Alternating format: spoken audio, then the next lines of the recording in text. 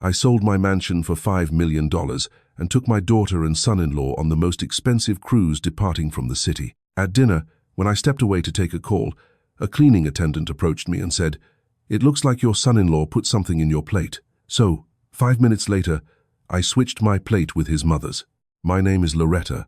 I'm 67 years old, and this story began on the day I turned the key to my old house for the last time.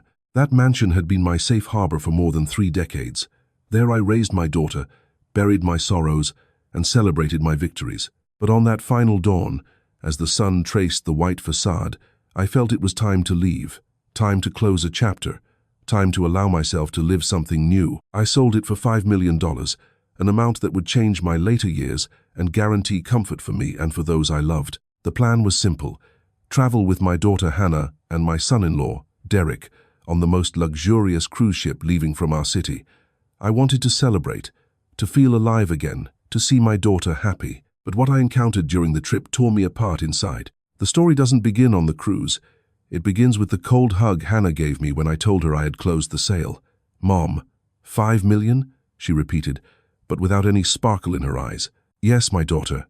I thought we could enjoy it a little." Of course, she replied, but with that smile that didn't reach her cheeks. She showed no real excitement, only the kind that tries to hide a thought I wasn't yet ready to discover. Derek, on the other hand, flashed a wide, exaggerated smile, almost rehearsed. "$5 million, Mrs. Loretta. Now you're really going to live, huh?" he said too loudly, patting my shoulder as if he were my close friend. I laughed, but something in my chest didn't join in. That night, when the suitcases were already packed for the trip, I sat on the edge of the bed and heard a strange sound coming from the hallway, low voices. The door was ajar. I don't usually eavesdrop, but there was something in Hannah's breathing that caught my attention. "You need to take advantage of this chance, Derek," she said, almost in an urgent whisper. "I know," he replied. "Everything will work out on the ship." On the ship? My heart skipped a beat inside my chest. I closed the door without making a sound, but that phrase stayed stuck behind my eyes. I spent the night awake, staring at the ceiling, trying to convince myself it was just anxiety, just worry.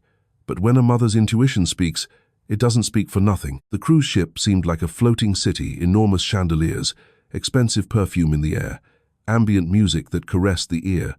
I tried to smile, to set aside the phrase I had overheard. I wanted to believe I was imagining things. Hannah seemed tired, distant. Derek seemed far too excited. It was as if he were celebrating something that wouldn't involve me. At the first official dinner, we sat at a table near the sea. The light reflected off the waves and cast sparkles on the white tablecloth. I loved that. I closed my eyes for a moment, breathed in the smell of melted butter and white wine, and for a second almost forgot the tightness in my chest. But life always sends signs before the storm, and I ignored them all. When the waiter brought the plates, I noticed Hannah restless. She looked at hers, then at mine, then at Derek's, like someone trying to control something invisible. He, in turn, kept a constant smile, but his eyes avoided mine. "I'm going to take a quick call," I said when my phone vibrated. It was a lie. No call had come. I just needed to breathe. I got up calmly, walked to the side corridor, and stayed there for a few moments with the phone pressed to my ear, pretending to have a conversation while trying to organize my thoughts. And it was there, in that illuminated corridor lit only by a yellowish light, that everything began to crumble. A cleaning attendant, in uniform, hair tied in a simple bun, approached slowly. She didn't seem to want to draw attention. "Are you from table 14? she asked. "Yes, I am," I replied, surprised. She took a deep breath, looked around, and then whispered, "I shouldn't say this, but it looks like your son-in-law put something in your plate." My blood ran cold. My fingers trembled. The world seemed too small. "What? What do you mean?" I murmured. "Ah, I saw when he tampered with the plate while you were talking to your daughter. It didn't look right. Just be careful." She walked away quickly, like someone afraid of losing her job for saying too much. I stood there motionless, listening to the distant sound of the restaurant, trying to understand at what point in my life everything had taken this turn. I returned to the table with slow steps. The plate was still there untouched. My daughter smiled in a strange way. Derek was chatting animatedly with his mother, who had joined us that night. And then, without thinking, without saying anything, without giving them a chance to notice, I switched my plate with hers. 5 minutes later, when she took the first forkful to her mouth, I knew nothing would be the same again. Derek's mother, Mrs. Yvonne, was a woman who rarely spoke, always elegant, always observant, always with that posture of someone who knows more than she says. She had never shown much affection for me or for Hannah. She always treated her son as if he were a precious trophy, and all the women around him were invisible threats. When she tasted the first bite of the plate that had been mine, I noticed something strange in her face, an almost imperceptible frown, a hesitation too quick to be ignored. She chewed slowly, as if something wasn't right. "Is it good, Mom?" Derek asked, smiling. But his smile wasn't one of affection, it was one of expectation. I observed every small detail. My hands were cold under the table. My eyes moved without blinking between his face, her plate, and Hannah's compressed expression as she gripped the napkin tightly, as if holding a secret through the fabric. "A bit bitter," Yvonne said at last, bringing the glass of water to her lips. Derek laughed. "It's the chef's seasoning, Mom. Everything here is stronger." But I knew that bitterness wasn't seasoning. The waiter passed, offering more wine, but I declined. I needed to be completely lucid. My head was boiling with the cleaning attendant's words. Each second seemed an eternity. I looked at Hannah, searching for some sign that this was all a big misunderstanding. "Hannah," I whispered, leaning toward her. "Is everything okay?" She startled. Literally, the fork slipped from her hand and clinked against the plate with a metallic sound. "Of course it is, Mom. Of course," she replied without looking at me. "Are you sure? Mom, please," she murmured with a voice too nervous. Hannah had always been transparent. As a child, all I had to do was look into her eyes to know if she had broken a vase or gotten a bad grade at school. She never knew how to lie, and my instincts were screaming. She was hiding something, and it wasn't small. Mrs. Yvonne took another sip of wine, took another bite, and then, very discreetly, brought her hand to her stomach. It wasn't a brusque movement, it was subtle, but for a mother who had spent years paying attention to every sign in life, it was a silent scream. Derek leaned toward her. "Is everything okay, Mom?" "Just a discomfort. It must be the sauce," she replied, trying to disguise it. But her eyes were beginning to lose their shine. Hannah cast quick, nervous glances at me. I felt she wanted to say something but couldn't, or didn't have the courage. And then I realized my heart was beating louder than the sound of the waves against the ship's hull. I tried to act naturally, though my fingers trembled under the napkin. "Hannah," I murmured before stepping away from the table, "you and Derek talked about something regarding me." She opened her lips, but no words came out. That silence said everything. "Daughter, please," I insisted. "What's happening?" She lowered her eyes as if facing a guilt she refused to confess. "Mom, not now. Please, we'll talk later." "Later. Later, always later. But sometimes later doesn't come." Mrs. Yvonne began to sweat, passing the napkin across her forehead. Her breathing became shorter. Derek, still trying to appear calm, touched her shoulder repeatedly, unsure whether to show concern or maintain his pose. "I think I need some air," she said, trying to stand, but her legs weakened. Derek held her arm firmly. "I'll help you, Mom." Hannah stood up too, desperate. "Let me accompany you," she said. Despite the little closeness between them, I remained seated, observing the scene as if I were a spectre tied to the table. My mind screamed with unbearable force. This was supposed to have happened to me. The pain tightening Yvonne's chest was supposed to be tightening mine. And Derek knew it. And Hannah, my God, my daughter, she knew it too. When Derek took her out of the dining room, Hannah followed. I stayed there motionless, with the plate still in front of me, like a silent reminder of what had almost happened. The waiter approached. "Would you like to change your plate, ma'am? Can I order another?" "No," I replied firmly. "This one needs to stay here. As you prefer, ma'am." He walked away, and I stared at that food as if it were a letter without words, a mute warning. A few minutes passed until Hannah returned. She was pale, almost trembling, and sat beside me without being able to hide her terror. "Mom," she began, but her voice broke. "We need to talk." I took a deep breath. I already knew. I knew something much bigger than I imagined was about to come to light. I knew that this trip planned as a celebration was turning into a painful revelation. And when Hannah opened her mouth to speak, I felt my life was about to split in two. Hannah sat beside me like a lost child. Her shoulders trembled and she kept her hands clasped in her lap, as if praying in silence. The restaurant continued alive, full of laughter, soft music, toasts, but for me everything became distant. Everything seemed like a shadow behind thick glass. "Mom," she began again, but swallowed the end of the sentence. I swear I didn't want it to reach this point. I leaned my body forward, searching her eyes. They were red. "Hannah, what are you trying to tell me?" "It's that." She took a deep breath. "I made a mistake, Mom. I made a big mistake." A cutting cold ran through me, and then she looked at Yvonne's empty plate and began to speak. "He said it was only to make you weak, Mom," Hannah murmured. Her voice cracked. "It wasn't to hurt you, really. He said it was just something to make you need to rest, to get you to sign some papers without questioning. Signatures." The word cut through my chest like a blade. "Signatures for what, Hannah?" She closed her eyes, squeezing her fingers so hard the knuckles turned white. "He said you were too attached to the money from the mansion sale, that you didn't want to help us." I felt the floor sway even stronger than the ship.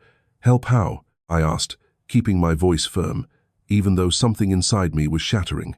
Hannah hesitated and then released the truth. "He wanted you to put part of the amount in his name as collateral for the company he was going, and he said if you were more docile, you wouldn't put up barriers." I felt a deep stab in my ribs, as if the air had been ripped from my body. "You knew about this, Hannah?" "Mom, he convinced me it was best for all of us, that you were sabotaging yourself, that you were afraid to live." She ran her hand across her face, crying. "He said it was just to make you dizzy, sleepy, nothing serious." I swear I believed that. I stayed silent for a few seconds, unable to think. My blood roared in my ears like a furious tide. "Daughter," I said calmly, "did you see what he put in the plate?" Hannah hesitated. "I saw, but what, Hannah?" "I don't know exactly what it was. He said it was natural, that it would just slow your body down." My stomach turned. What could slow down someone's body without being dangerous? What kind of man thinks of weakening his own mother-in-law to get her money? And what kind of daughter accepts that? Hannah cried softly, and each tear seemed like a confession soaked in regret. "Mom, please believe me. I'm desperate. I didn't want his mother to get sick. I didn't want any of this. I just wanted us to have a better life." I took a deep breath. The pain was so great it seemed to have weight. "And you thought my life was disposable?" She widened her eyes, shocked by my words. "No, never." She held my hands. "Mom, I was afraid of losing you forever. Since Dad died, you've locked yourself in that house. I thought you'd never live again. And when Derek talked about the company, the opportunities, I wanted to believe he was the right man, that he knew what he was doing." I looked at my daughter as one looks at a cracked mirror. "He doesn't even know how to be human, Hannah." She cried even harder. Derek's return interrupted our conversation. He came quickly, nervous, with a tense face. "Hannah, let's go. My mother is feeling sick. I think it was something in the seasoning." I stared at him. For an instant, I thought he would notice, that he would see in my eyes that I already knew everything. But no, arrogance is blind. "I'm so sorry for her," I murmured. He only nodded, but his expression held no real guilt. Only irritation. Irritation because the plan had gone wrong. "Hannah, come," he said, pulling her by the arm. "Derek," she tried to argue, "I need to talk to my mother." He interrupted her with a hard look, loaded with silent threat. "Later. Now you come with me." It wasn't a request. It was an order. Hannah looked at me like a child torn in half. I made a subtle gesture with my head, as if to say, "Go." But inside me something was burning, something I hadn't felt in years. Instinct for survival, and more than that, a mother's instinct. Because I finally understood that Hannah wasn't a willing accomplice. She was an accomplice out of fragility, out of lack of self-love, out of fear of losing her husband, fear of disappointing, fear of facing her own loneliness. She wasn't on his side. She was lost in the middle, and I was going to pull her out of there. Even if it was the last thing I did on that ship. I stayed alone at the table for long minutes, staring at the sea through the window. The coming and going of the waves seemed to match the rhythm of my own chest. And then I realized something that made me freeze. If the cleaning attendant hadn't warned me, I could have been in that infirmary instead of Yvonne. Maybe worse. Maybe I wouldn't even be here to tell this story. And that was the spark I needed to awaken. I had sold my house. I had sold a chapter of my life. But I hadn't sold my dignity. I hadn't sold my lucidity. I hadn't sold my strength. And now I was going to seek all the answers this ship was hiding. And nothing, absolutely nothing, would stop me. I returned to my cabin slowly, feeling each step as if I were carrying a new weight, a weight that wasn't physical but emotional. The corridor was silent, illuminated by yellow lights that flickered with the ship's sway. The party continued distant, muffled, as if happening in another world. My body still trembled. My mind repeated like a cruel echo, "It could have been me, and maybe it still could be." I closed the cabin door and leaned my head against the cold metal for a few seconds. I wanted that cold to enter me, erasing the fire of anguish burning inside. But it didn't. I sat on the bed, took a deep breath, and stared at my open suitcase, still messy. Between one blouse and another, I saw the folder with the documents from the mansion sale. There was my entire life transformed into contracts, into numbers, into stamped pages. There was what Derek wanted. There was the reason for everything. The reason that led him to try to manipulate me. The reason that led him to try to erase me. The idea of putting a strong sedative, some substance that would leave me vulnerable enough to sign anything. This didn't come from someone impulsive. It came from someone who planned, someone cold, someone who knew what he was doing. And that someone was married to my daughter. The greater pain wasn't his plan. It was the fact that Hannah had allowed it, even afraid, even insecure. She had permitted her husband to tamper with my plate. That pierced me like a thorn buried in the soul. I decided to go to the infirmary.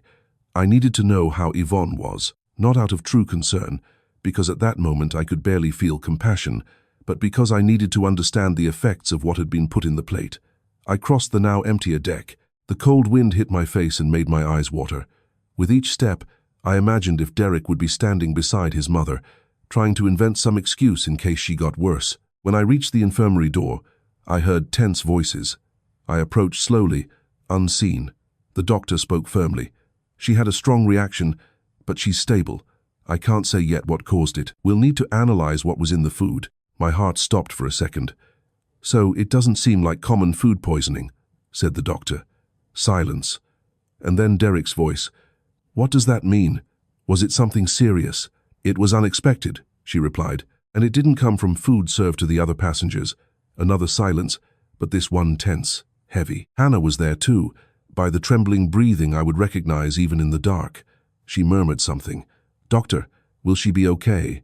For now, yes, but we need to investigate. The door opened a bit, and I quickly moved away, hiding behind a divider in the corridor. Derek came out first. His steps were quick, nervous. He didn't seem worried about his mother. He seemed worried about the suspicion, about the risk that they would discover. He walked to the end of the corridor and stopped near the panoramic window. He placed his hands on the glass and took a deep breath, like someone trying to keep the mask in place. And then I heard the phrase that confirmed everything inside me. This couldn't have happened to her, he muttered irritably. The old woman ruined everything. The old woman? My blood ran cold. He was furious because it wasn't me on that stretcher. For a second I felt my legs weaken, but the shock turned into strength, because there is only one type of fear more dangerous than fear of the other, the fear of finally seeing the truth. And I was seeing it. I waited a few minutes until he walked away. Only then did I enter the infirmary. The doctor recognized me as a family companion. After all, we were all traveling together. Good evening, ma'am. Can I help you? I'm Loretta, I replied with a firm voice. I'm accompanying the family. How is she? The doctor took a deep breath before answering. As someone stepping on delicate ground, she presented signs of mild intoxication, but with components not typical of ship food. What does that mean exactly? I asked, crossing my arms. She hesitated. It means it may not have come from the kitchen. That was all I needed to hear. I looked at Hannah. My daughter was curled up in a chair, her eyes swollen, avoiding my gaze. Her face carried guilt, fear, shame. Hannah, I called softly. She raised her eyes slowly. We need to talk now. She bit her lower lip, tears welling up again. Mom, I'm so sorry. I didn't know this would happen. I didn't want anyone to get hurt. I know what he said, I interrupted, but I want to know what you thought. She cried and, for an instant, I saw the little girl who held my skirt when she was afraid. I saw the daughter I had raised with love, but whom life and the wrong men had shaped with insecurities I hadn't noticed. I thought you would help us, she whispered, and when you said you wanted to travel, to celebrate, he got scared. Scared you would change your mind. And you got scared of losing him? I completed. She lowered her head. I touched her shoulder gently. Hannah, listen carefully to what I'm going to tell you. I can lose a house. I can lose money. I can lose any material thing. But I will never lose you because of one of your decisions. Never, she sobbed. But he said that if you didn't agree to help, he could leave. Ah, the emotional blackmail, the weapon of the weak, the prison my daughter couldn't see. I took a deep breath. And you think someone who truly loves you would do that? Hannah began to cry louder. I'm so confused, Mom, so lost. I hugged her tightly, And for the first time on that trip, I felt my strength returning, not for me, but for her. Because if Derek was willing to hurt me, he was also willing to hurt Hannah, and that I would never allow. "Let's get out of here," I murmured in her ear. "But carefully. First, I need to understand how far he went." She felt trembling, and at that moment I realized something. The storm that would come would be great, but I was no longer afraid, because now I was awake. And an awake mother is not someone to trifle with. I left the infirmary with Hannah by my side. The corridor air seemed heavier, or perhaps it was only the weight of the truth that finally settled fully on my shoulders. The ship swayed lightly, but inside me it was something else that trembled, a mixture of indignation, fear, and a strength I hadn't felt in years. Hannah walked slowly, as if stepping on shards of glass. Her gaze avoided mine, but I knew she needed my presence, like someone needing a handrail not to fall from too high a place. "Mom," she murmured almost imperceptibly, "what are we going to do?" It sounded like the voice of the little girl who held my hand to cross the street, the scared little girl who thought the world was too big for her. And I realized what Derek had done for years. He had kept that little girl trapped inside her. "First," I replied, "we're going to breathe. Then we're going to discover everything we need to know, and only then will we act."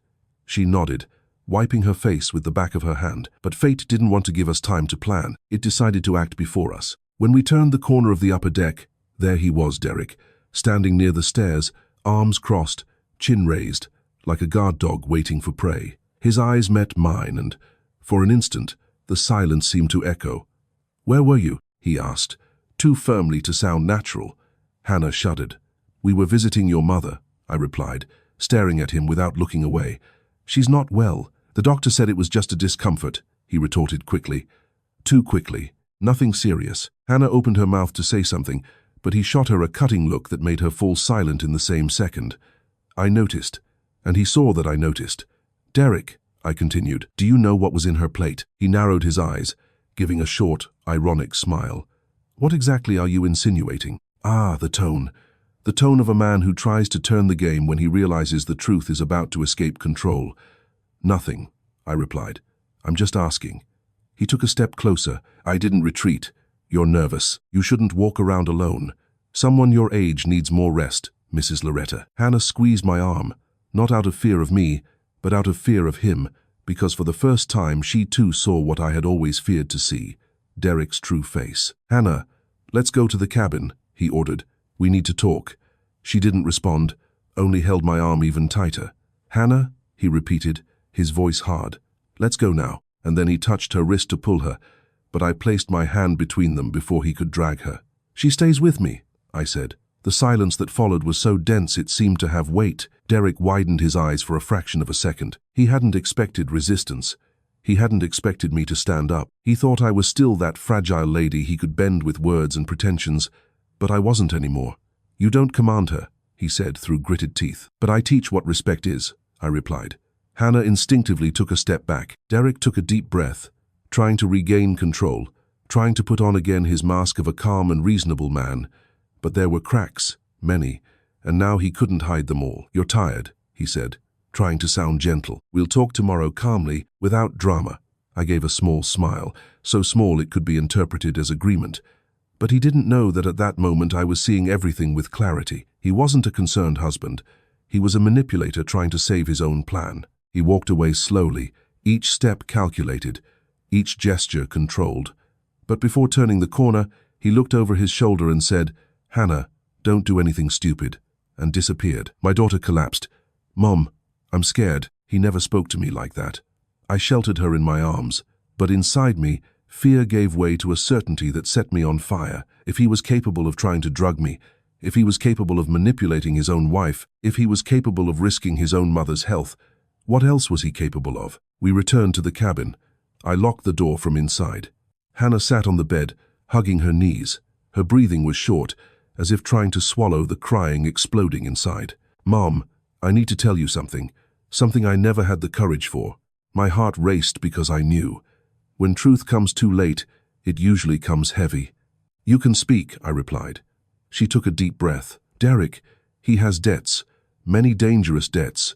People who knocked on our door, people who threatened me when he wasn't there." The air left my chest and he said, she continued, that with the 5 million we could start from zero, but that you would never give anything if you were in your normal state. In your normal state, lucid, attentive, firm. Yes, he knew I would never fall for his speech and therefore needed to weaken me. "Why didn't you ever tell me, Hannah?" I asked. She cried. "Because I was ashamed, Mom. Because I thought I could solve it. Because I still believed he would change." Ah, how it hurts when a child believes she can save someone who doesn't want to be saved. I sat beside her and held her hands. "Listen, my daughter, we're going to get out of this, but we need to be very careful. We don't know how far he went, nor what he might do from here on."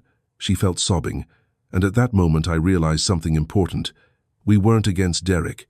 We were fleeing from him, fleeing from who he had become, or who he had always been, only now discovered, and I knew that the next decision I would make would change everything. The ship still had days of travel, and we were trapped there with a desperate man, a man who had already crossed limits, and who might be willing to cross others. I took a deep breath, held my daughter's face between my hands and said, "Hannah, from now on you will trust only me, and the two of us will protect ourselves. Understood?" "Understood, Mom," she replied with a small voice. "But what are we going to do?" I looked at the door, then at the window, where the dark sea beat against the hull like a warning, and I whispered, "We're going to unmask Derek, and we're going to do it before he tries again.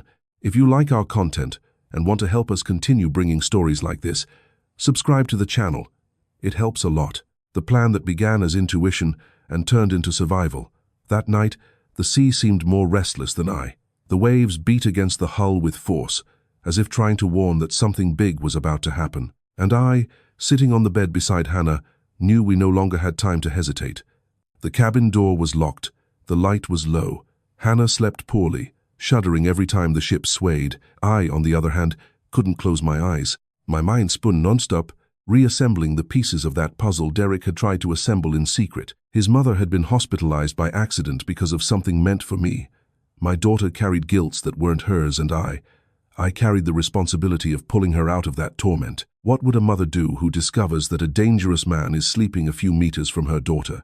Protect her at any cost. When the clock marked 3 inches the morning, I heard heavy steps in the corridor. They weren't the steps of a drunk tourist returning from the party. They were firm, controlled steps, steps of someone searching. They sounded like Derek's. I approached the door without making noise. His shadow slid across the strip of light under the door. He stopped, remained immobile for a few seconds, and then tested the doorknob. It moved, turned, forced. Thank God it was locked. My breathing caught in my throat. Hannah sat up in bed with a start, as if she had felt my attention. "Mom," she whispered. "Stay quiet," I replied softly. The shadow moved again. I could hear him muttering something low, irritated. Then steps moved away down the corridor. When I no longer heard anything, Hannah hugged me tightly. Her body trembled, as if carrying a storm in her chest. "He tried to enter," she said, almost voiceless. "I know," I replied, stroking her hair. "Mom, and if he tries again?" "And if he," I interrupted her. "While I'm here, no one will touch you." But the truth is that inside I myself trembled, because the danger was no longer theory. He was on the other side of the door. When dawn finally came, we went down discreetly to breakfast. The room was full, noisy, an advantage. Amid so many people, Derek couldn't do anything, or at least I hoped so. While I served myself coffee, I saw him approaching where Hannah was sitting. His smile was so artificial it seemed painted. "You disappeared yesterday," he said to her. "We needed to talk." Hannah looked at me, as if seeking permission. I shook my head. "No," he noticed. "Mrs. Loretta," he said, turning to me, "you're creating unnecessary intrigues." I stared at him with all the calm I could gather. "I'm just protecting my family." He smiled, a thin, venomous smile. "Family?" he repeated, looking at Hannah. "Funny, because whoever pits mother against daughter knows what family is." Ah, so that was it. Now he wanted to turn the game. "Hannah knows who has always been on her side," I replied, "and knows who isn't today." He clenched his jaw but kept the smile. "Let's talk alone," he said to her, without interference. Hannah took a deep breath, and for the first time I saw strength in my daughter's eyes. "I'm not going anywhere with you," she replied. Derek's expression fell for a second, just 1 second. But I saw it. I saw the crack in the mask. I saw the man behind the husband. I saw the raw danger without disguises. "Hannah," he insisted, "don't do this here." "I'm not doing this," she retorted. I'm protecting myself. He took a deep breath, ran his hand through his hair, trying to maintain composure. I just want to understand why you're acting like this. What did your mother tell you? He knew. He knew his version wouldn't survive the truth. I told her everything. I replied for her. No lies, Derek. He turned to me with a cold look. You've always had a persecution complex and you've always had a mania for controlling others, I replied. The silence fell over the table like a thunder without noise. He stared at us and then, with a very short smile, murmured, "You're making a mistake," and left. But before disappearing through the side door, I saw something that made me freeze. He was talking on the phone, quick, nervous, like someone calling reinforcements. Hannah was trembling. "Mom, he won't let this go." "I know," I replied, maintaining the calm I didn't feel. "That's why we need proof. Proof that shows he put something in my plate. Proof he can't destroy." Hannah looked at me, scared. "But how are we going to prove it?" I took a deep breath and my thoughts returned to the cleaning attendant, the only witness who had seen the exact moment Derek tampered with the plate that would be mine. "Someone saw what he did?" I replied, "and we're going to find that person." Hannah widened her eyes. "Do you think she's still on the ship?" "I think if God wills, she is."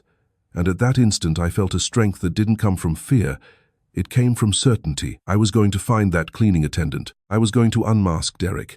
I was going to save my daughter, and no one was going to stop me. After breakfast, Hannah and I left discreetly, walking through the ship's narrow corridors. Every employee who passed us seemed to carry a secret I wanted to decipher. The blue uniform of the cleaning attendant, the firm bun in her hair, the worried expression. I remembered every detail of that woman who had changed the course of my life with one phrase, a phrase that could have saved my life. If I could find her again, I would have the only proof missing. "Mom, and if she's afraid to speak?" Hannah asked as we descended the side stairs of the deck. "She might lose her job, daughter. When truth appears, it carries courage with it. We just need to find her." Hannah felt it, but her look carried doubts, not about me, but about herself. Derek had shaped her fears for years, like a sculptor shapes clay with patience and pressure. The difference was that my hands now tried to undo the damage of the wrong sculptor. The service area was on one of the lowest decks of the ship. There the glamour disappeared. The walls were plain, without pictures, and the smell of cleaning products dominated the air. Employees walked quickly, like ants that knew they couldn't stop. I approached the organization counter, where a supervisor distributed cloths and carts. "Good morning," I greeted gently. "I'm looking for an employee who works in cleaning. She's about 40 years old, low bun, blue uniform. I really need to speak with her." The supervisor furrowed her eyebrows. "Ma'am, we have many employees with low buns. Can you give more details?" "She approached me yesterday at dinner. She said something important about my son-in-law. It's a serious matter, very serious." The supervisor analyzed me with attention. She seemed to measure the gravity behind my words. She then called another younger employee who was making notes on a tablet. "Were you on shift yesterday at dinner?" "Yes, supervisor," the young woman replied. "Do you remember any colleague who left the service area and went to the dining room at that time?" the girl thought, passing her finger over her chin. "I think it was Rosa. She switched positions with another employee because her foot hurt. Her bun was low indeed." My heart jumped. "Where can I find her?" The employee hesitated, looked at the supervisor as if asking permission. "She should be in the materials storage now," the supervisor replied.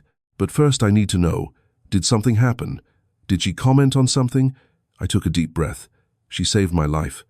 The supervisor widened her eyes. Hannah held my hand tightly and, without more questions, the supervisor indicated the way. The materials storage was at the end of a narrow corridor. When we arrived, the door was ajar. I gave 2 light knocks. "Excuse me, is someone there?" A female voice replied. "Come in," and there she was, the cleaning attendant, Rosa. As soon as she saw me, her expression changed. First surprise, then fear, and real fear, the kind that makes hands sweat even in air conditioning. "Ma'am, I shouldn't have gotten involved. I don't want problems." I approached slowly, like someone approaching an injured person. "You didn't cause problems, Rosa. You avoided a much bigger problem. You saw something no one else saw, and I need you to tell me exactly what you saw." She bit her lip, nervous. "If the ship finds out I spoke with a passenger during service, I take full responsibility," I interrupted. "And I'll protect you, but please tell me the truth. My life and my daughter's depend on it." Hannah, by my side, breathed with difficulty. Rosa looked at us both, and then her face softened. She understood. "I was collecting dishes when I saw your son-in-law tampering with your plate. He took a white powder from his pocket, mixed it in the sauce, then placed the utensil on top, as if nothing had happened." Hannah brought her hand to her mouth. I felt my legs weaken, but Rosa continued. "He looked around. I think he didn't see me. He only heard someone calling and moved away. It was then that you left the table, and I felt I needed to warn you." My eyes filled with tears, not of sadness, of gratitude. "Rosa," I said softly, "you have no idea what you did for me." She sighed. Later, when I saw his mother feeling sick, I realized what could have happened and I got scared. Very scared. "Can you repeat this to the ship's security?" I asked. She paled. "Ma'am, if I do that he might say I'm lying. He might get me fired. Or worse." I understood her fear. And I also understood that men like Derek feed exactly on that fear. "Rosa," I murmured, touching her arm, "you're not alone. My daughter and I will stand by your side, and if necessary, I'll pay for a lawyer to protect you." Hannah agreed. "Truly," she said, "you saved my mother. Now we save you too." Rosa took a deep breath and then, with a firm voice for the first time, replied, "I'll speak. I'll tell the truth. He shouldn't have done that." My heart raced. Now we had what we needed, the witness, the confirmation, the courage. And I knew that with this, Derek was about to lose control. We left the storage with the beginning of a plan that involved the ship's security, Rosa's testimony, and the protection of my daughter. But when we returned to the main corridor, we saw Derek standing in the middle of the path, as if waiting or searching. And when his eyes met mine, they no longer had disguise, no longer had charm, no longer had mask. They had pure, raw hatred directed at me. And at that instant I knew the war had begun. The corridor seemed narrower when I saw Derek standing there, like a shadow that had grown and taken form. He was immobile, with his arms hanging at his sides. And the look, my God, his look had something I had never seen up close. It wasn't anger, it wasn't fear, it was calculation. The look of someone who realizes he has lost control and begins to plan how to regain it. Hannah, by my side, shrank instinctively. I held her hand and took a step forward. Rosa behind us retreated to the wall, as if his presence were a cold wind. "You were taking a while," Derek said, forcing a smile that didn't match his eyes. "I had the impression you were hiding from me." "We have nothing to hide," I replied, keeping my voice firm. "Ah, no." He raised an eyebrow. "Funny. It seems you're walking through places that aren't part of the tourist route." Hannah's heart raced so much I could see her chest rise and fall quickly. "We were just walking around," she said, her voice fragile. "Walking around?" He took a step forward into the ship's service sector. Hannah swallowed dryly. "I didn't retreat." "Derek, you're too nervous for someone who should only be concerned about his own mother," I said, letting the words fall between us like stones. His jaw hardened. A vein pulsed in his neck. "My mother is fine," he replied sharply. "What's not fine is the lack of respect you're creating inside my family."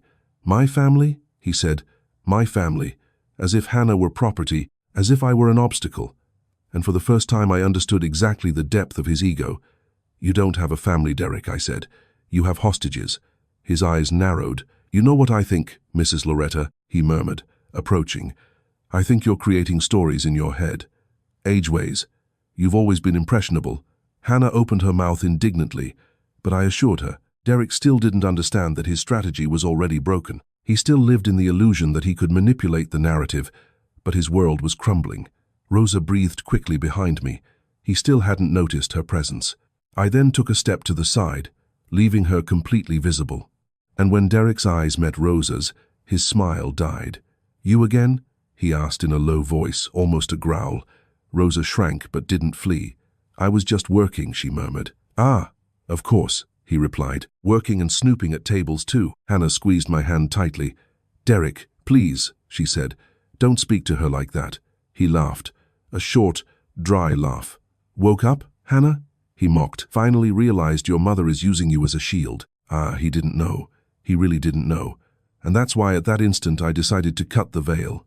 "Rosa told what she saw," I said. The silence became so heavy that even the air seemed to stop. Derek's face didn't move for 2 seconds. Then a crooked smile appeared. "Saw what?" "You putting something in my plate," I replied. Hannah brought her hand to her chest. Rosa lowered her head but didn't retreat. Derek took a slow, calculated step. "Mrs. Loretta," he said with false tranquility, You're believing that? In the word of a cleaning attendant? Ah, he chose the wrong target. Yes, I replied. I believe in honest women, even when it displeases dangerous men. His look changed, the mask fell completely. Now there was no longer appearance, nor charm, nor argument. There was only the raw truth of what he was. You're making the biggest mistake of your lives, he said, the grave voice. The only mistake here, I replied, was yours. Hannah's voice trembled when she finally found strength. Derek, I know everything. About the debts, the lies, and what you tried to do to my mother. He turned to her and something flashed in his eyes.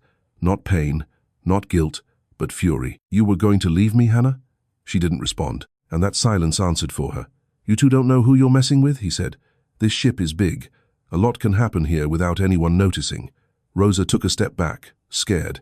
I didn't approach a step toward him. And a lot can be recorded by the security cameras, I murmured. Including what you did yesterday?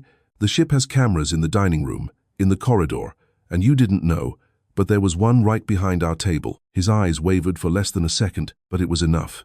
He knew, he understood, he was cornered. And it was then that, for the first time, I saw fear in him. Not the fear of losing Hannah, not the fear of losing money, but the real, deep fear of losing control and being exposed. And when a dangerous man feels fear, he becomes even more dangerous. This won't stay like this, he murmured. It will, I replied, because now we're going to ship's security. Hannah nodded, Rosa too, and I took the final step. And you, Derek, are not coming with us. He said nothing, but the hatred in his eyes burned. The three of us passed by him firmly, and he stayed standing like a predator who had lost his prey for now. But I knew he wouldn't give up, and the worst was still to come. When we discovered that to face a dangerous man you need more than courage, you need strategy. We left the corridor toward the ship's security sector and, for the first time since the beginning of the trip, I felt I was doing something that could really change everything. But at the same time, I knew every step was observed. Every movement echoed inside that metal giant on the sea. Hannah walked by my side, but I could perceive the fear she tried to hide, her short breathing, the way she looked over her shoulder every few meters, like prey that had finally understood the nature of the predator she shared life with. Rosa came right behind, squeezing her hands, clearly nervous. I knew I was asking a lot of her.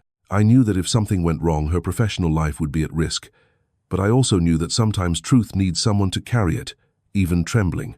When we reached the security door, a uniformed crew member received us. He was a tall man with firm posture and attentive eyes. His badge said Officer M. Andrade. How can I help? He asked. I took a deep breath. We need to make a formal complaint, I replied. Something serious happened last night during dinner. The officer furrowed his brow. He studied my face, then Hannah's and then Rosa's, who seemed smaller than she really was. Come in, please. He led us to a room with white walls and a metal table in the center.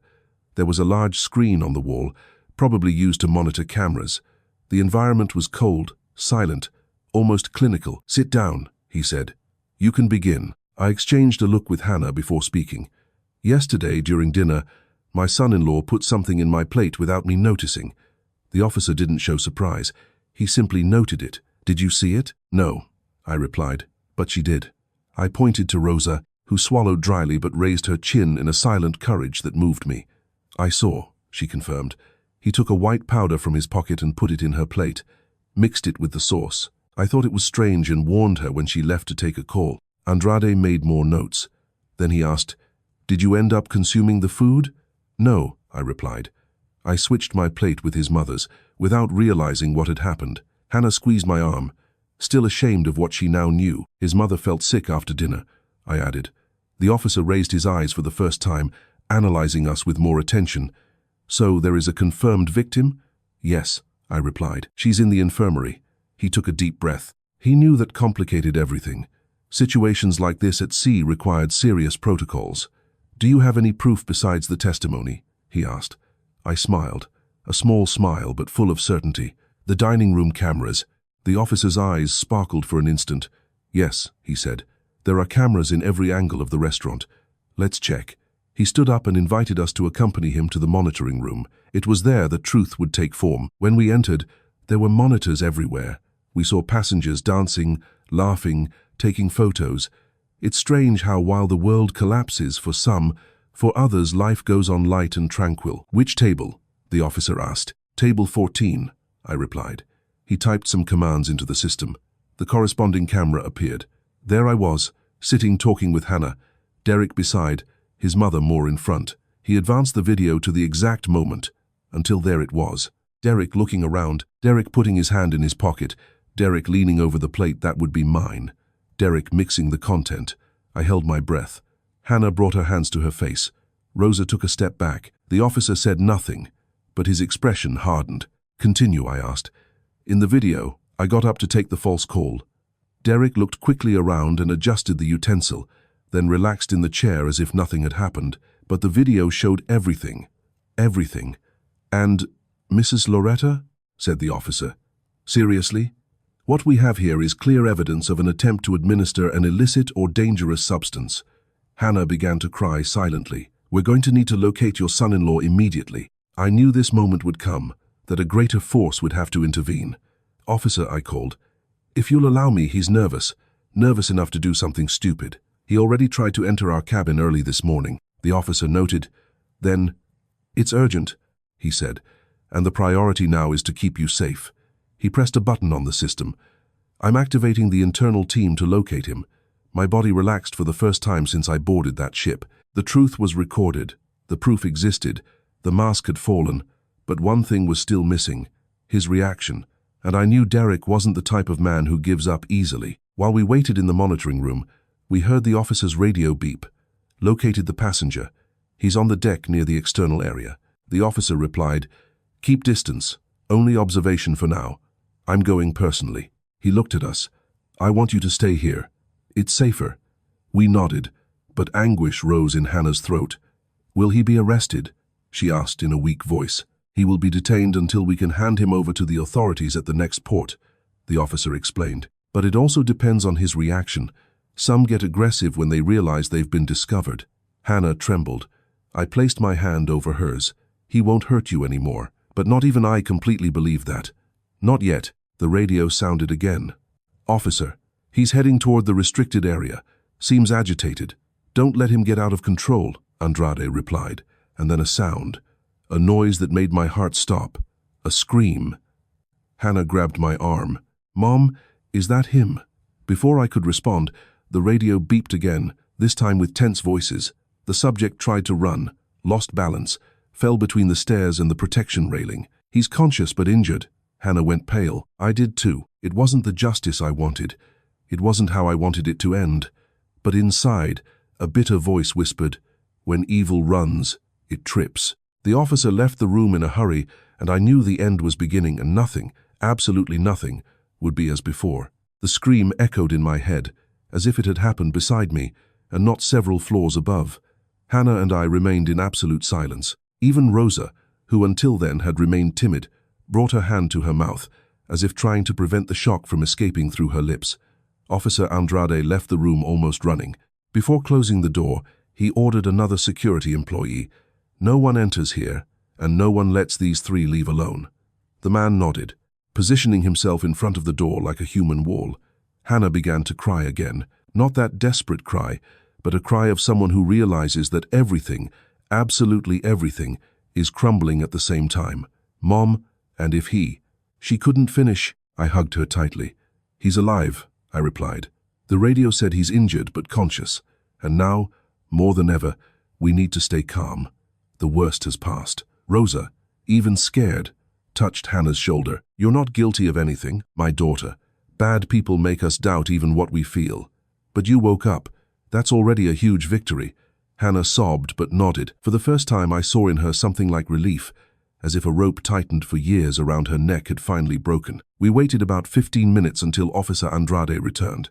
He entered firmly, but his face showed professional concern. Not fear, not panic, only the weight of someone who knows the next decisions are crucial. He stabilized, he began. He suffered a deep cut on his arm and hurt his leg in the fall. He tried to run when he realized we were monitoring him. Hannah closed her eyes as if her heart needed a pause to understand all that.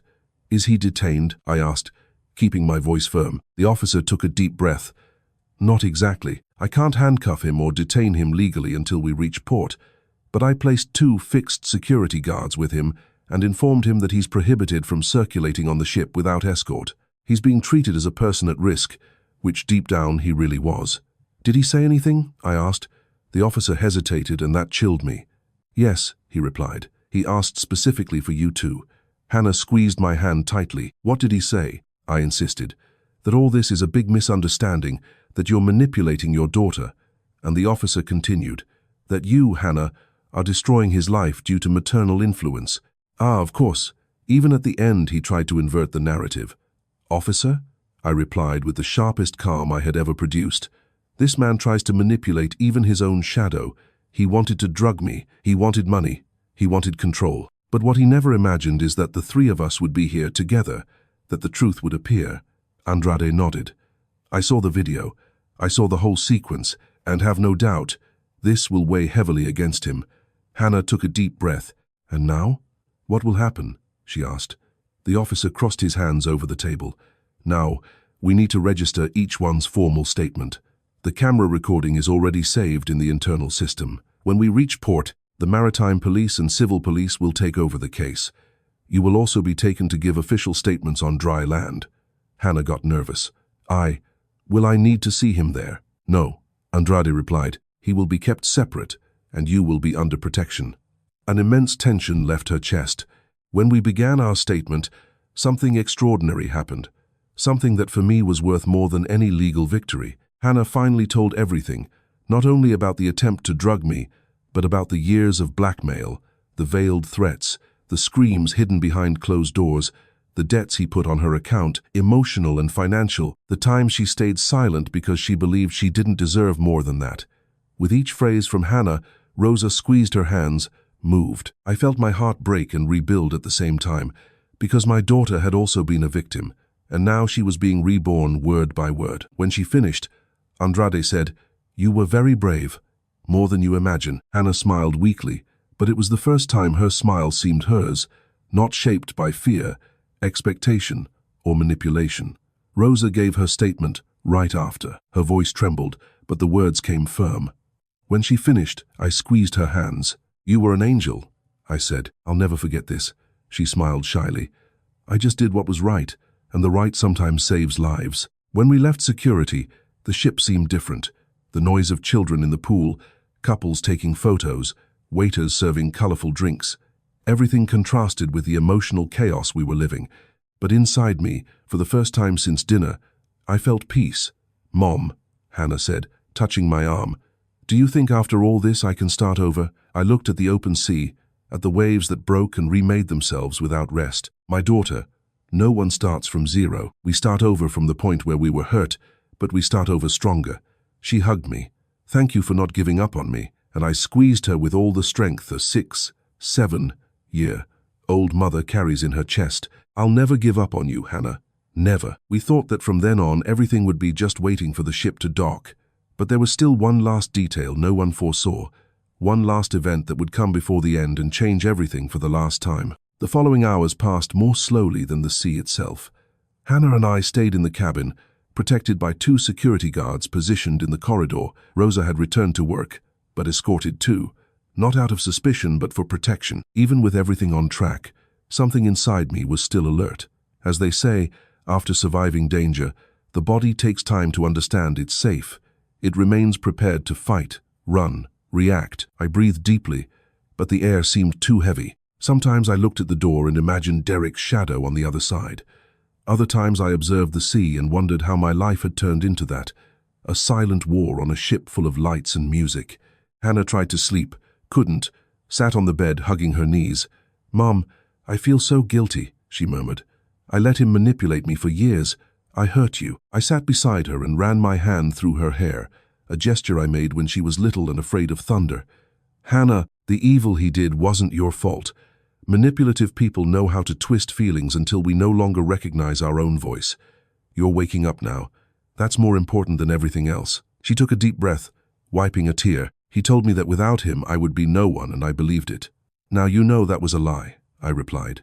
And for the first time in so many years, I saw in Hannah's eyes the flame of self-love being born. Fragile still, but alive. Around 4 inches the afternoon, Officer Andrade knocked on the door. "I need to talk with you two." Hannah tensed. I remained calm on the outside, but my stomach turned. Is he okay? I asked, remembering the fall. Yes, the officer replied, but something happened that may complicate everything. I furrowed my brow. Complicate how? He entered the cabin, closed the door to ensure privacy, and then showed on his tablet a notification from the internal system. We received an anonymous complaint saying you're trying to incriminate your son-in-law on purpose. Hannah widened her eyes. What? Calm down, said the officer. We've already investigated the origin. It's a false complaint, an obvious attempt to reverse the situation. I smiled bitterly. He's still trying to manipulate everything, even injured. Andrade nodded. Yes, and unfortunately it didn't stop there. He slid his finger to the side and opened another notification. He requested a lawyer. Is that a problem? I asked. No, the officer replied. It's his right. The problem is that to prepare his defense, he's trying to claim that you're in a family plot to take his money. Hannah almost laughed nervously. His money, she repeated. He doesn't even have a place to fall dead. I know, said Andrade, but people like that appeal to any possible argument. I took a deep breath. Officer, you saw the cameras, you saw the truth? Is that enough? He made a balanced expression, neither hard nor too soft. Enough for a solid investigation, but there's still one detail we need to resolve. My chest tightened. What detail? The officer took a deep breath. The content he put in the plate. Hannah straightened on the bed. Does the infirmary know what it is? Not yet, Andrade replied. They did a preliminary analysis, but they need specific equipment we'll only have when we dock at port tomorrow. Without that, we can't legally define the type of crime. It could be attempted assault, poisoning, administration of illicit substance. It depends on the composition. I understood immediately. He was telling us it still wasn't over. And him? I asked. Is he cooperating? Andrade gave a short smile. He says he didn't put anything. He says he was just adjusting the utensil and that everything is your invention. Hannah stood up from the bed. I need to talk to him. I didn't respond immediately. You won't. She looked surprised. Mom, I need to close this. He needs to hear me. He needs to know that I know everything. He needs to understand that it's over. Hannah, I said with the firmest voice I could find. Men like him don't listen. They calculate. He won't feel regret or guilt. He'll only look for another way to hurt you. It was then that the officer completed. Indeed, Mrs. Hannah, it's not safe. We're keeping distance precisely because he's emotionally unstable. Hannah took a deep breath, head lowered. I just wanted to understand why. I wanted to know at what moment he turned into this. Who did I love after all? I held her face with both hands. You loved a man who never existed. He created a character to seduce you, and when you trusted, he showed what he really was. That's not your fault. That's the cycle of manipulative people. Hannah cried silently and I hugged her with all the love a mother can give. When the officer left, we remained silent for a few minutes. The ship swayed gently, as if the sea were trying to rock us. Hannah lay down exhausted and finally managed to fall asleep. I stayed seated at the edge of the bed, observing her breathing, observing my daughter resting without fear for the first time in years. But then, a weak knock on the door. The security guard hadn't announced anyone. The clock marked almost 6 inches the evening, and that sound didn't seem like someone with authority. I got up slowly and pressed my ear. A muffled voice called, Mrs. Rosa, it's me. I opened the door a crack, and when I saw the cleaning attendant's face, I froze. She was pale, with wide eyes, hands trembling. What happened? I asked, pulling her inside. She looked at me and at Hannah, asleep, and then she said the phrase I never imagined hearing on that ship. He's no longer in the containment room. My heart stopped. What? He disappeared, and at that instant I understood. The danger hadn't ended. The end wasn't written yet. The world seemed to shrink when I heard Rosa's words. He disappeared. For a second, the air inside the cabin became too heavy to enter my lungs. I looked at Hannah, who slept exhausted after so many tears, and felt a chill I hadn't felt since I buried my husband. Losing someone we love is pain, but seeing a loved one in danger is something else. It's instinct. It's war. What do you mean disappeared? I asked, holding Rosa's arm. He was injured. There were security guards. She shook her head, eyes wide. I heard the security guards commenting. He asked to go to the corridor bathroom, and when one of them entered to check, he was no longer there. They only found blood on the floor and the window open. The window. I felt my legs weaken.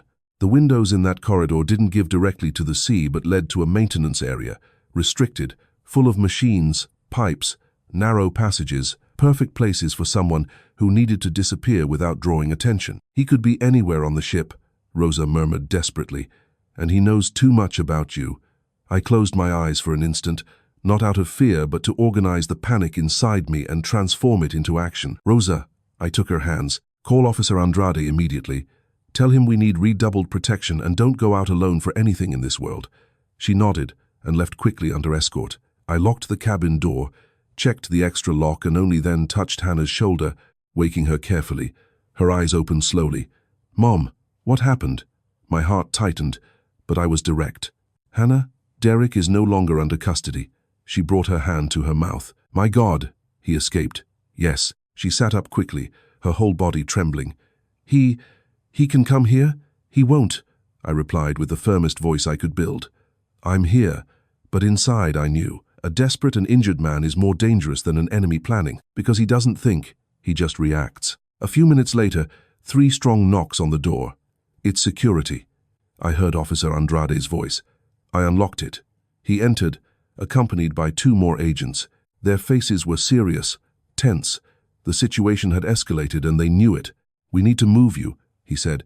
"This cabin is no longer safe. He might try to reach here." Hannah swallowed dryly.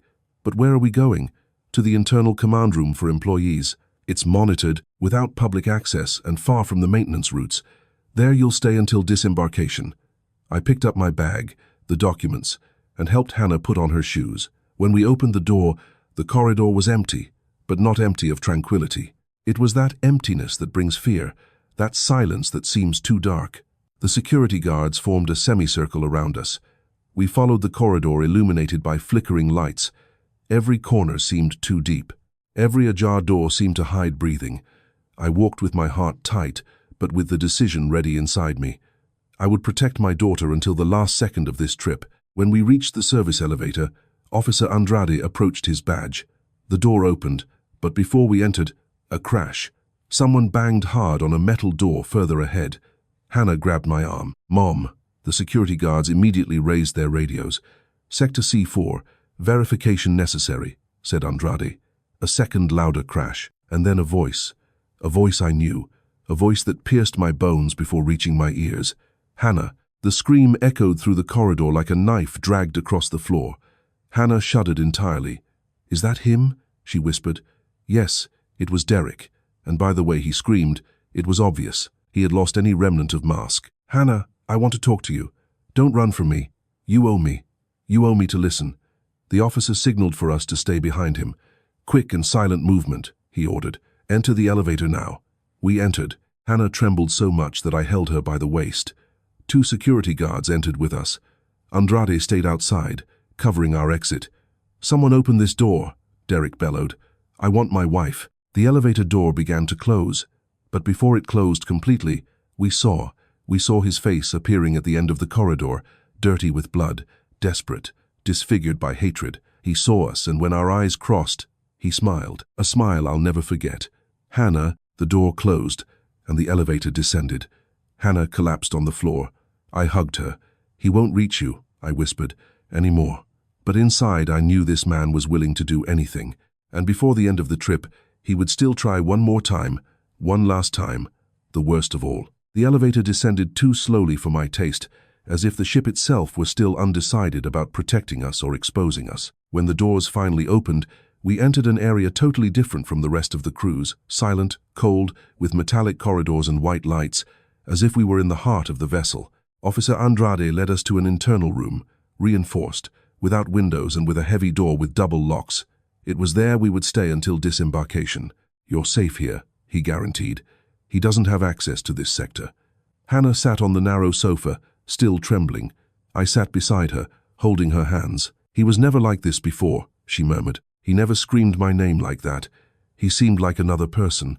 I took a deep breath. "He didn't turn into another person, Hannah. He just let the mask he wore fall." She looked at me like a little girl who had just discovered that the monster in the closet had always been in the room, sitting at the table with her. "Mom, how did I let this happen to me?" I touched her face gently. "Because you loved? Who loves doesn't suspect, doesn't imagine the worst. Loving isn't a mistake, my daughter, but ignoring signs is. And you woke up in time." Hannah took a deep breath, trying to believe me. An hour passed, then another.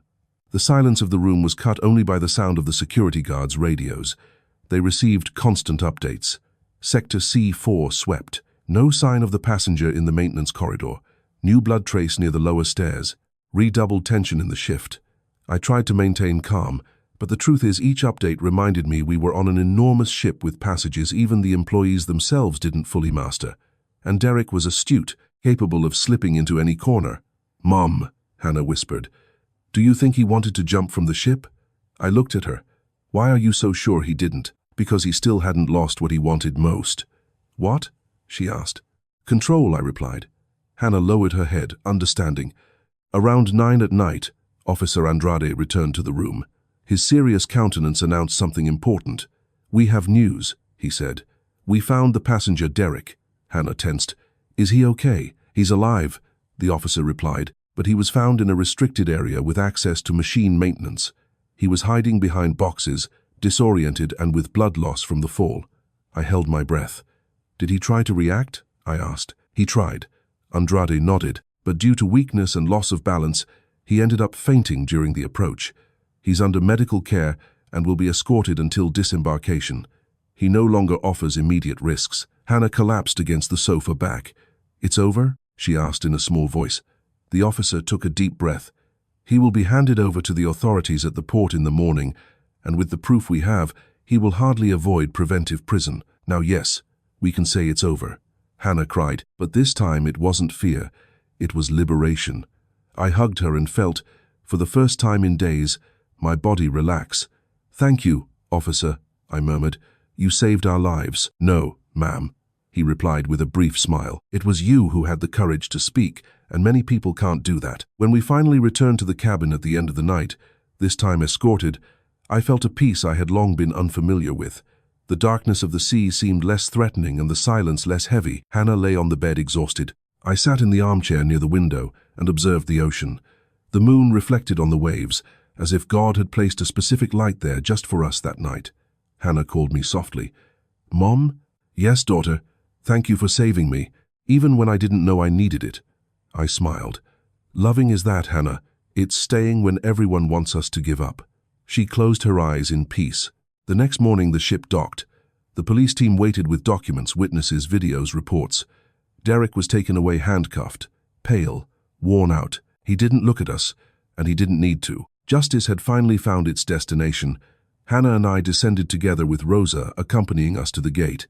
I hugged that woman with so much force that she laughed, shyly. "You changed my life," she said. "You changed mine first," I replied. Outside, in the daylight, I breathed deeply for the first time in weeks. I had sold my house thinking I was closing a cycle, but in truth I was opening another, a cycle of freedom, of self-love, of courage. And Hannah was reborn there by my side, with the warm wind hitting her face and the future finally clean of shadows. Sometimes life throws us to the bottom of the sea to show us that we know how to swim, and when we return to the surface, we return stronger. If you watch this story until the end, my heart thanks you. Thank you for dedicating your time, your attention, and your emotion to this account. If you want to continue receiving stories like this, real stories, deep, emotional, subscribe to the channel. It helps us a lot and allows us to continue sharing narratives that touch the soul. Thank you very, very much. Until the next story.